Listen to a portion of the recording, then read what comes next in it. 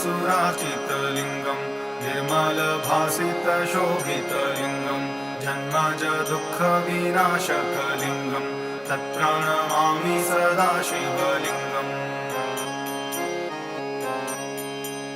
देवमुनिप्रवराजितलिङ्गं कामदहं करुणाकरलिङ्गं रावणदर्पविनाशनलिङ्गं तत्प्रणमामि सदा शिवलिङ्गम्